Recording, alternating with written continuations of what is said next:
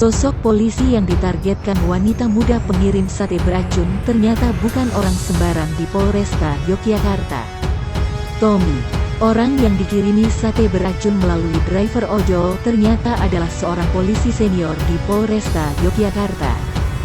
Wanita pengirim sate beracun meminta pengemudi ojek online untuk mengirimkan paket berisi sate kepada pria bernama Tommy alias T di daerah Bantul. Sate yang mengandung racun potasium sianida tersebut ternyata tidak sampai ke tujuan dan membunuh anak driver ojol yang mengantarkan sate. Paket yang semula ditujukan untuk menghabisi Tommy salah sasaran dan menewaskan putra dari pengemudi ojol, Naba Faiz Prasetya alias NFD.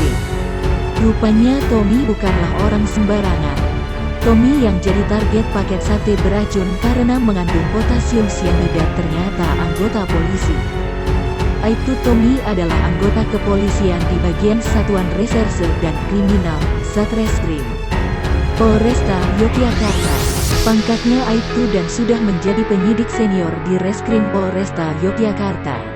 Informasi itu dibenarkan oleh Kasubag Humas Polresta Yogyakarta AKP Timbul Sasana Raharja kepada tribunjogja.com, Minggu tanggal 2 Mei tahun 2021.